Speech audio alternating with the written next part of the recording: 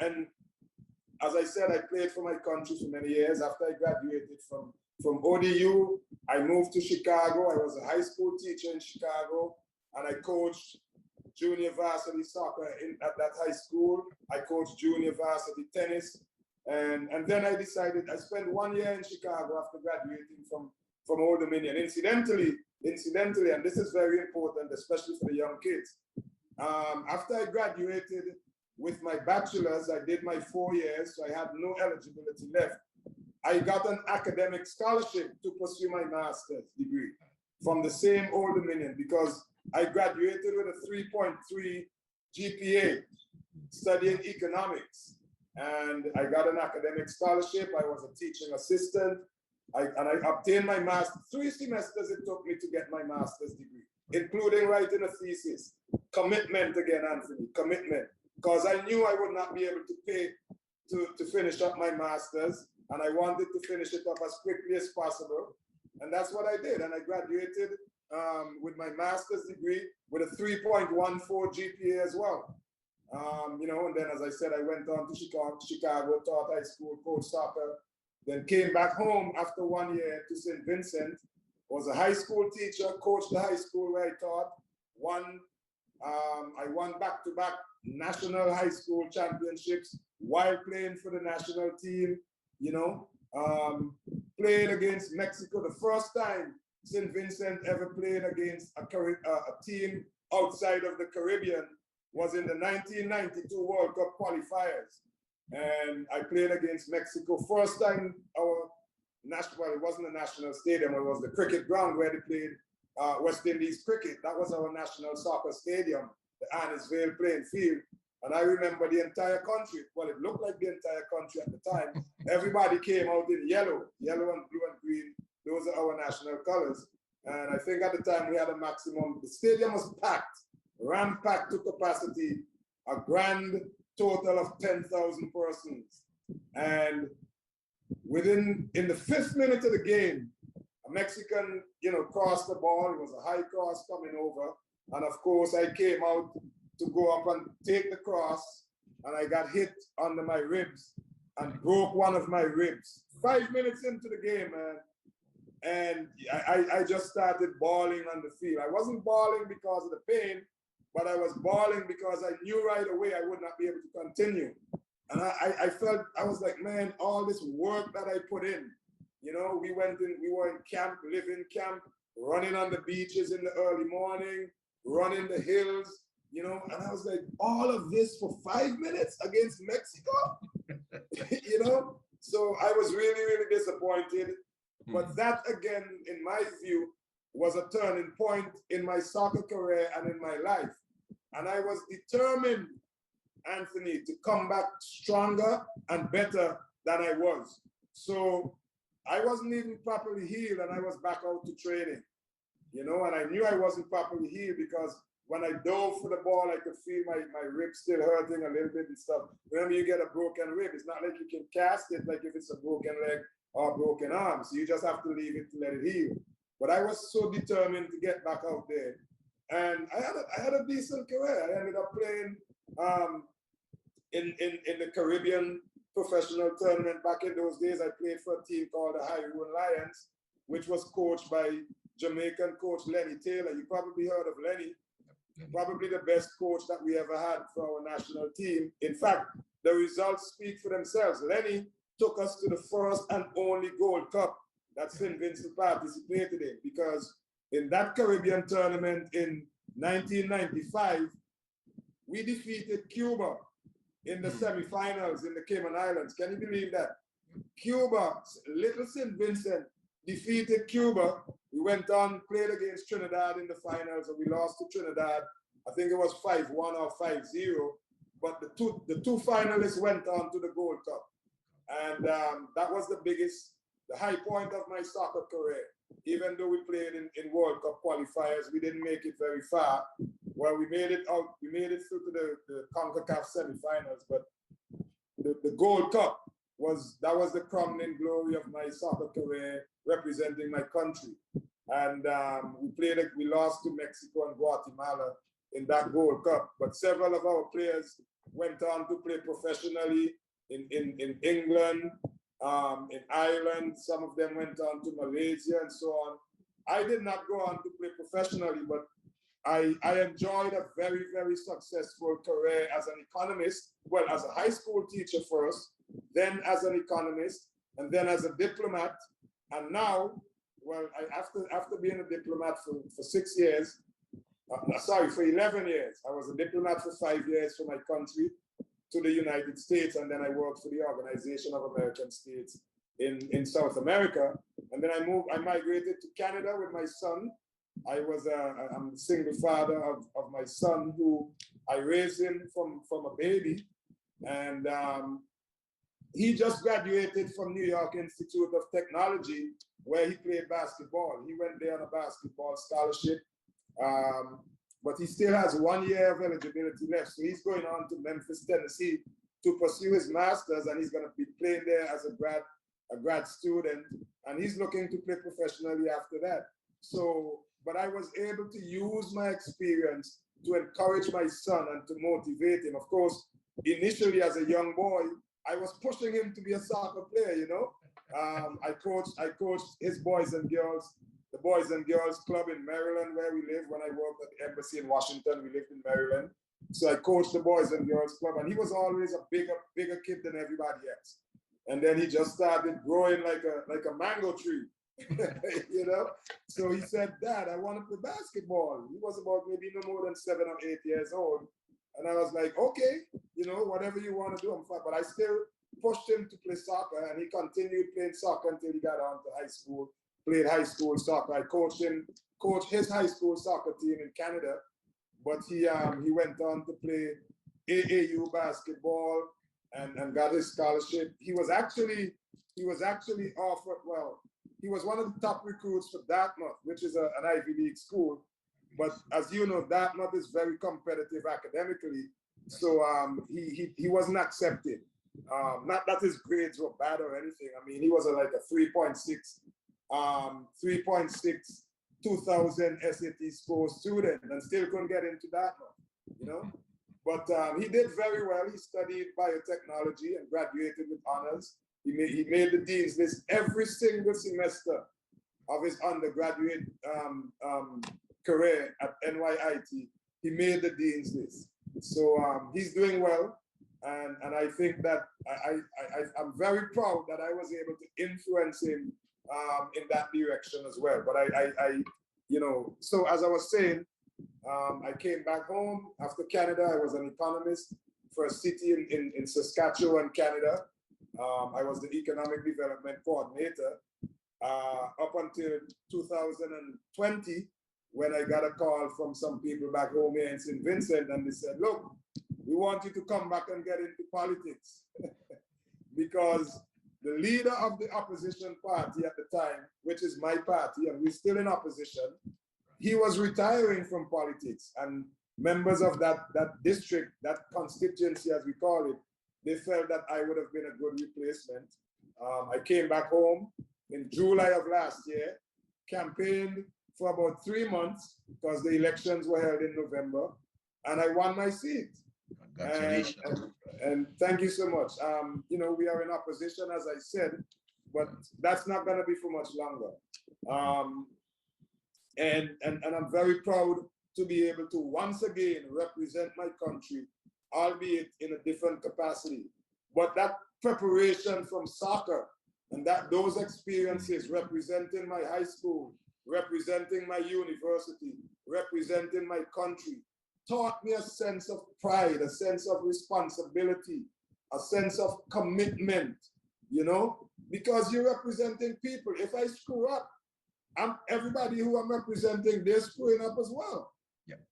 And I always felt it's not fair. If I'm representing you, Anthony, you have certain expectations from me and of me. Yes. And if I don't meet those expectations, then I'm letting you down. You know, so I don't know if you want me to stop and if you have questions or anything you want, but I can continue. You know, whatever you want to do, just direct me. Yes. Well, what I will do, I will encourage the audience on the different social media platforms and also to here on the Zoom to send your questions. But one of the things that stand out to me, Fitz, it's you use soccer as a vehicle to take you places. Yes. And soccer open up many doors for you to go on to be the best you that you can be. Could you speak to that for us? Because we have a number of parents in the audience, a number of kids that we continue to explain to them the importance of that education and also going back to school at university, college, or junior college. Precisely. And if you don't have that academic background, if you don't meet the academic requirements, you can be the greatest soccer player in the world. You're not going to get a soccer scholarship. Yeah. Plain and simple. So the books, the studies, the schoolwork, that is more important than any sort of soccer. And to some extent, in hindsight, yes, when I was playing in secondary school and so on back home, you know, my mom, I think the first time my mom ever really saw me play a soccer game was that same Mexico game where I got my ribs broken. Right. Incidentally, when I got into the ambulance, my mom was sitting in the ambulance right there at the stadium. I'm like, how did you get here? You know, but the important point is that going as a sports person in secondary school, sometimes I had to miss games. You know, I remember quite vividly one day we had a bowl of fish. You know, fish is very prominent in our diet in the Caribbean. Yes. So my mom bought some fish from the fish market, right, and she said, Fitz, I want you to clean these fish so we can have some fish for dinner. And of course, I left the fish there and went I had a big game, my club.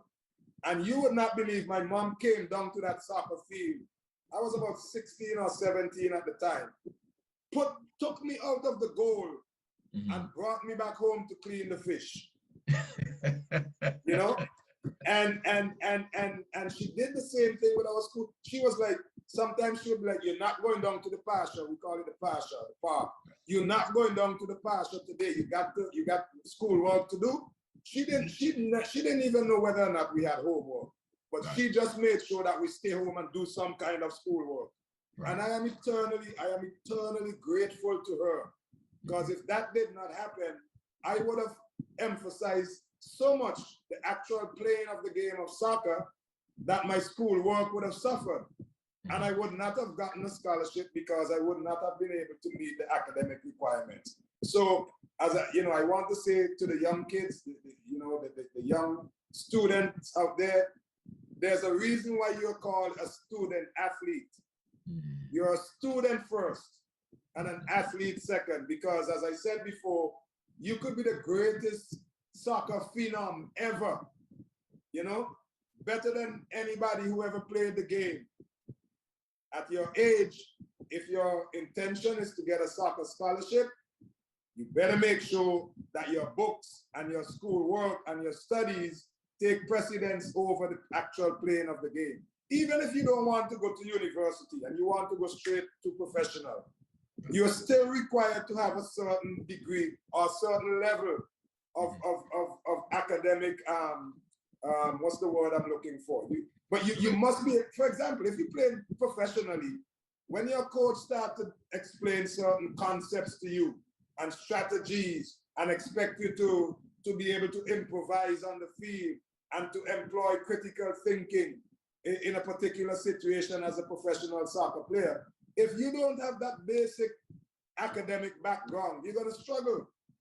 So either way, whether you go direct pro or you go the route of getting an academic scholarship, you need to have that academic background. And oh, by the way, even if you go pro, your body would only allow you to play soccer, but for so long. You look at all the great athletes, Michael Jordan, Magic Johnson, Messi, all of those guys, when they finish playing the game, most of these guys are either successful business people or what have you. And if they did not have a solid academic background, they would not have been able to make it, despite the fact that they're millionaires. you know? So that's the message I want to give you. Your academic, and I know you probably hear this all the time from your coaches, oh, the books are important, and sometimes it probably becomes like a broken record. Well, that's because it's that important. And take it from me, I've been through that experience.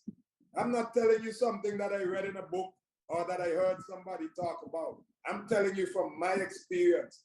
If I did not have the academic foundation and good grades going through primary school and secondary or high school, I would not have been sitting here talking to you today. Very much interesting, Fritz, the information you shared, because it's always good to, when you hear the information coming from different walks of life, that it could be explained in you know, in different manners, in different ways, so people can gather that understanding of the importance of it. And if you were to jog back your mind, you mentioned to me just now pertaining to playing the Mexico game, and after 5 minutes you damage your rib. Now, this is something too for the kids and parents, and I usually talk to the kids about that. What about if you go and play professional soccer and you get injured and you have an injury that is a lifetime injury and you can't play anymore? What is next for you? Precisely, and I'm glad you mentioned that. Exactly. I've had friends who've had serious injuries. I can't. I think there's only one former teammate that I can recall who had a career-ending injury. But nonetheless, it's. You see, the thing is, when you get injured, I remember as a freshman, as I told you, as a freshman at Old Dominion, my coach got fired. Right. And a new coach came in, Mike Berticelli. He was a good coach too, and you know he didn't treat me with any disdain or anything, not because he didn't recruit me. And I didn't even understand at the time, Anthony, that my scholarship was only for 1 year, and you had to work to maintain your scholarship from year to year to year. I left St. Vincent thinking, okay, I got a 4-year scholarship. Fitz, I need to stop you. I need you to repeat that again, because I continue to explain that point. Sorry to cut you there, but I need you to explain that again to kids, because kids have this feeling that you have a 4-year scholarship and that's No. it. I can do whatever I want in that 4 years. Explain how it runs from year to year for me, please. Precisely. So we all know of the NCAA regulations and so on. You have to maintain at least a 2.0 average and all that sort of stuff. So that's the first requirement. And that is why it's so important again. If you cannot maintain at least a 2.0, a C average in university, you become academically ineligible. And if you're academically ineligible, you can't play. And if you can't play, technically, I mean, most athletic directors and coaches, you know, they're not that mean to just yank your scholarship from you, but they can. If I'm a coach and I offer you a scholarship to come and play for me, and because of your poor academics you can't play, then I have the opportunity to just cut you if I want to. It's like if I have a business and I hire you to work for me and you're not performing, I can get rid of you just like that. And so, in addition to that, you also, from a technical standpoint, must be able to maintain a certain standard of play as well. So your level of play, well, your performance as a student is most important, because if you don't maintain that basic minimum C standard, that 2.0 grade, you can't play anyway. So that is why it's even more important. And as I said, at the end of each year, even if your academics are good, the coach can tell you next year, well, listen, man, you know, I brought in 3 new recruits. I brought in some, you know, I brought in this 17-year-old goalkeeper from Nigeria. He's the best thing I've ever seen, ever. I'm going to give him a scholarship. I don't have enough money to give you a scholarship to continue, Bramble. So you're on your own. I mean, I could be as upset as I want to be. I could make complaints to the athletic director, to whomever, but technically that's the coach's call. So I can't go there and sit on my laurels and say, well, I have a 4-year scholarship because it's going to take me 4 years to get my bachelor's. No, you don't. You have a 1-year scholarship that is renewable. It's renewable, but it doesn't have to be renewed. There's so many factors that can affect that.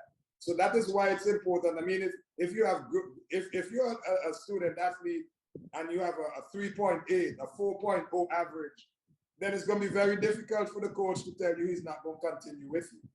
You know? So you need to put yourselves in that position where the coach doesn't have a choice but to give you your scholarship or renew your scholarship for your sophomore year and renew it again for your junior year and renew it again for your senior year. But he or she does not have to renew your scholarship.